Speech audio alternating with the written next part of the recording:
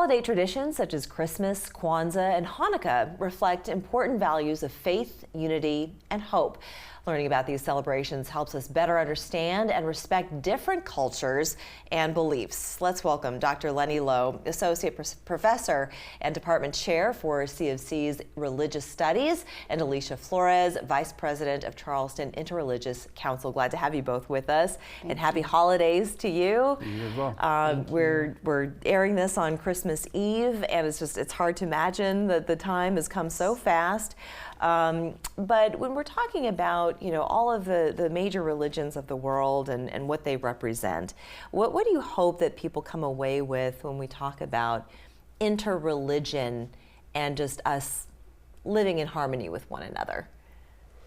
I'll direct that to you, Dr. Lowe. Yeah, I'll take that. Well, I think, the CIC and the Department of Religious Studies at C of C are two very different things in one sense, which is the academic study of religion versus actual people of religion coming together. Mm-hmm. But we were just talking before we sat down that we kind of share a similar mission, which is that ultimately we want people to understand people different than themselves. Sure. Students mostly just want to know, how can you help me make sense of something that I've never done, something that other people do? And I feel like that CIC does similar kind of work. Yeah, I agree. Yeah, don't you feel that, a lot of times when we hear some of the noise and some of the loudest ones, they speak from a place of ignorance. They don't really understand the nascence of a religion, the practice of it, what it represents. Yes. So how are you working to change those perceptions? Yes, the mission of the Charleston Interreligious Council is to promote tolerance, sensitivity, and to educate individuals about the various religious and faith traditions throughout the world. Yeah, I mean, it begins with education, exactly. Right? The more you know, the better you can understand something. Exactly. Why are holiday traditions so important, Dr. Lowe? I think, I think about that question a lot because there's this cluster of holidays from all these different faith traditions that lands right on winter solstice, right? So that's interesting to think about. Yeah. And Christmas has that kind of history to it, that it was sort of placed around existing celebrations. Hanukkah has a very similar history. And Kwanzaa, which is much more recent, the 1960s, also is sort of added in there. And so I like to think of just the fact that regardless of our faith tradition, we all have this rhythm in our year. Yeah. And it follows the sun and it follows the moon, and we need these moments to kind of pause and reflect on the year that came before. That's right. As the year gets ready to shift and the sun starts to come back out. Yeah.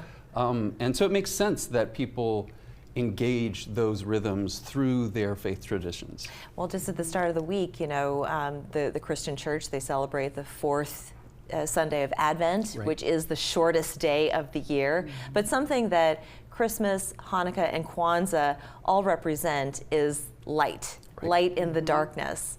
Right. And that's what we're supposed to be, right? So how do we go about fostering that belief and to know that we need to bring light into other people's lives? Yeah. I think this is where we have to educate ourselves. Yeah, sure. And we have to learn about different religions, be more tolerant, try to understand them. And once you do that, you begin to understand that we have much more in common than we have indifferently. So Interfaith Harmony Month was first recognized in South Carolina by Governor Nikki Haley in January of 2011. So this is something that gets celebrated every year. How can people engage a little bit more knowing that we have a month dedicated to this? Yes. I would say if you're in Charleston, this is the holy city, right? Right, and you look around and you see steeples everywhere, but hiding in those steeples, there's also a mosque, there's a Hindu temple, there are all sorts of other people that are people just like us. That's right. That we can engage with, and I think that's where CIC does really good work. Yes. Yeah, indeed, and you do have some events that are coming up, so let's talk about those. We are so excited about our list of events this year. So we are kicking off with Take the Pledge, Take the Peace in Action Pledge on January 4th at Unity of Charleston. Great. We're going to have a documentary to close out the month.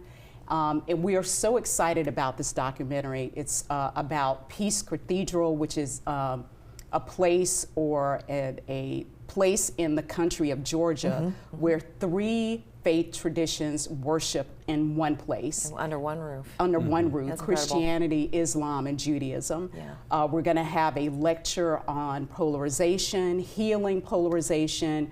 We're going to have a clergy luncheon at the mosque.